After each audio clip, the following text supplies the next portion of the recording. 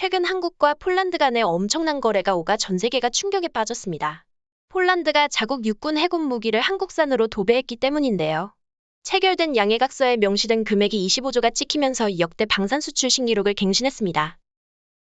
중국 관영 매체도 이에 대해 대서특필하며 왜 전 세계는 군사 강국인 중국 대신 한국 무기를 택하는지 이해할 수 없다는 반응을 보이고 있는데, 한 전문가가 그 이유에 대해 밝히면서 중국 대륙에 패닉에 빠졌습니다. 과연 어떻게 된 일인지 자세하게 알아보겠습니다. 지난 7월 22일 로이터 통신은 폴란드 국방부가 FA-50 전투기, K2 흑표 전차, K9 자주포를 도입할 예정이라고 밝혔습니다. 중국의 황구시보에서는 해당 사실을 보도하며 이번 계약이 성사될 경우 한국 방산업체들이 유럽 시장에 본격적으로 문을 열게 되는 것이라며 한국 무기가 그렇게 대단한가? 라는 제목으로 관련 뉴스를 내보냈는데요. 한국의 작년 무기 수출액은 70억 달러 하나 약 9조 2천억 원으로 역대 최고였으며 지난 5년간 176% 증가한 수치라고 밝혔는데요. 이에 한국은 세계에서 8번째로 많은 무기를 수출한 무기 강국으로 등극한 바가 있습니다. 특히 K9은 전 세계 자주포 수출의 67%를 차지하고 있어 사실상 K9만 한국에서 팔리고 있다고 해도 과언이 아닌데요. 그리고 우리보다 더 상위에 랭크되어 있고 자주포 종주국이라고 할 수 있는 영국 육군의 자주포 시장도 노리고 있습니다. 현재 영국은 노후화된 자국의 AS90 자주포를 교체하는 차세대 자주포 사업을 진행 중인데, 지난 7월 19일 영국 국제에어쇼에 참가한 신범철 국방장관이 제레미 퀸 영국 국방부 차관을 만나 회담을 진행해 K9 자주포를 홍보한 것으로 확인되었습니다. 그는 영국 차관에게 당신이 한국에 와서 직접 확인해봐라. 당장 당신을 K9에 태워서 사격시험을 하면 명중시킬 자신 있다. 라며 자신감을 드러내었고, 영국 차관도 K9 자주포의 우수성을 잘 알고 있다. 며 최초 시험 비행에 성공한 KF-21 사업 등 다양한 분야에서 보다 긴밀히 협력해 나가자 고제안하며 긍정적인 반응을 보여주었습니다. 영국의 군사 전문 매체 웨폰 디텍티브는 K9을 이렇게 소개하는데요. K9 썬더는 국제자주포 시장에서 떠오르는 별입니다. 지난 5년간 K9은 수많은 메인 입찰들을 따냈으며 매우 효과적이고 강한 SPH입니다. 이것은 동급 자주포에서 최고라고 할 수 있습니다. 현재 전 세계 모든 군대와 마찬가지로 예산이 빠듯한 상황임을 감안하면 한국군이 대량 생산, 대량 운영을 하고 있어 데이터도 풍부하고 가격도 합리적이며 고성능인 K9을 영국에서 관심을 가지는 것도 무리는 아닌데요. 전문가들은 영국이 관심을 가지기 시작한 이유로 혈맹국인 미국이 새 자주포 개발 예정이라 미국의 자주포를 우선으로 두고 있지만 미국 특유의 늘어지는 개발 속도와 늘어나는 개발 비용으로 인해 책정될 높은 가격 때문인 것으로 나타났습니다. 세계 각국에서 명품 브랜드로 인정받는 K9이지만 여기서 만족할 포방부가 아니죠. 작년에 K9A1을 개량하겠다고 밝힌 K9A2 실제 사격 장면이 공개되면서 K9의 맛을 본 국가들이 K9A2의 양산만을 기다리고 있습니다. K9A2의 가장 큰 개량점은 역시 로보팔인데요. 기존의 K9은 탄에 장전할 때 포수가 무거운 장약을 점검하고 넣어야 했지만 개량된 K9A2의 로보팔은 기존보다 더 개량되어 포수가 장약을 넣을 필요도 없고 장전부터 발사까지의 과정을 버튼 하나로 진행할 수 있게 되면서 좌표만 입력하면 포신이 자동으로 작동되어 정지된 상태에서 30초 이내 이동 중에도 1분 안에 포탄을 쏠 수 있다고 합니다. 이로 인해 기존의 포반장, 사수, 부사수, 포수, 조종수 5명이 필요했던 승무원이 3명으로 감소했고 분당 9발을 쏠 수 있도록 포격 시간이 감축되었습니다. 그리고 에어컨이 탑재되어 장병들이 좀 더 쾌적하게 운영할 수 있다고 합니다. 영국에 제안한 자주포도 K9A2인데요.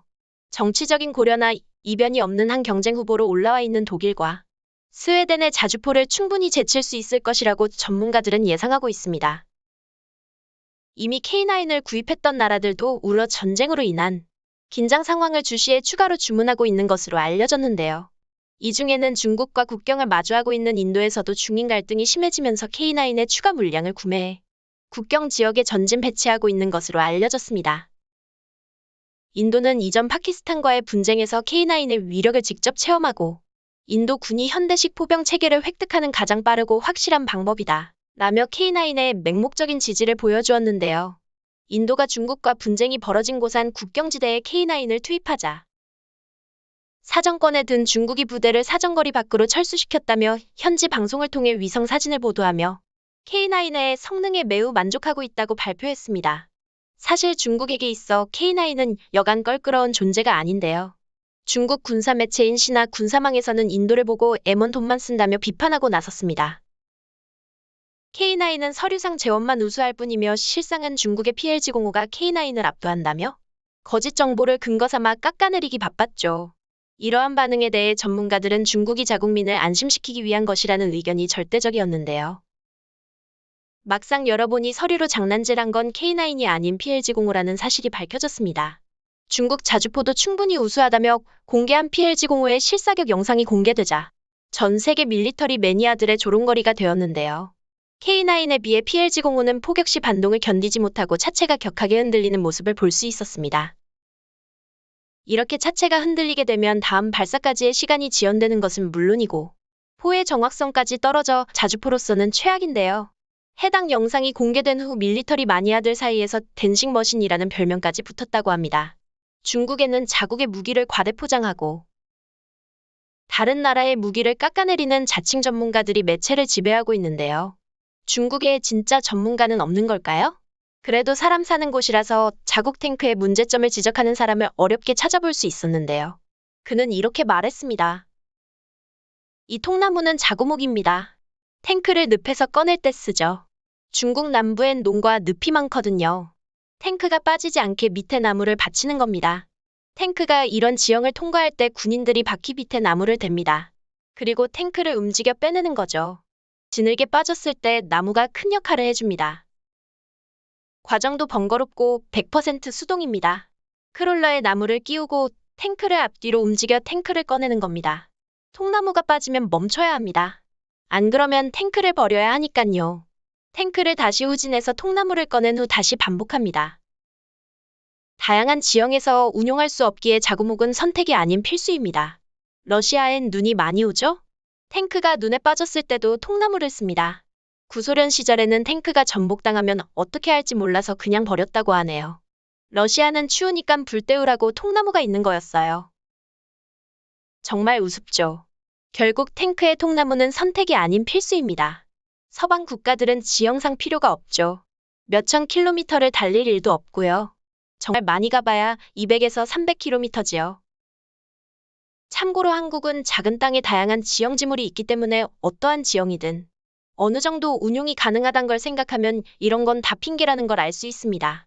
그리고 K9은 기존의 52구경에서 58구경으로 업그레이드까지 준비하고 있는데요. 중국의 왕이뉴스에서는 한국의 K9 자주포가 58구경으로 업그레이드하면 중국의 52구경 PLG-05는 어떻게 대응할 것인가? 라는 질문을 보도했는데요.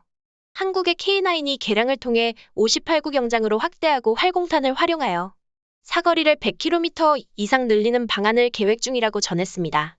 그리고 인도에서 사정거리가 개량된 K9을 구비하게 된다면 중국은 국경에서 더 멀찍이 떨어져 손가락만 빨아야 하는 지경에 이르게 될 것이라고 예측했는데요.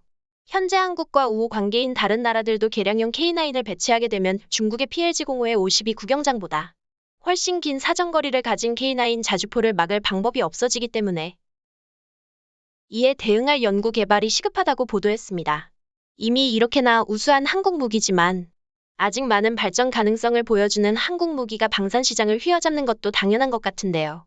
얼마 전 한국 방산시장에 그야말로 잭팟이 터졌습니다. 폴란드도 한국의 무기를 수입하기로 결정한 것인데요.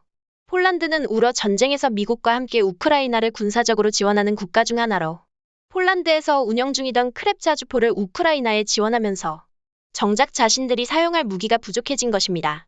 이에 폴란드 정부는 2024년까지 K2 전차 180대 외에도 2030년까지 400여 대를 추가 구매를 할 예정으로 이외에도 FA50 48대, K9 670여 대를 수출하기로 하면서 방산 3사의 수출 규모만 최소 19조 원에 육박하는 것으로 밝혔습니다. 이는 우크라이나와 국경을 맞댄 폴란드의 발빠른 움직임으로 저렴하면서 성능이 좋은 한국 무기를 가능한 빠르게 조달하려는 모습으로 보입니다.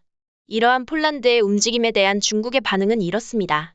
이건 무슨 왜 조롱하고 비난할수록 잘 팔리는 거지? 실제로 결과가 꽤 괜찮아. 얘네 이런 거 팔려면 미국 허락 받아야 하는 거 아니었냐? 뭐 도둑국 걸 산다고?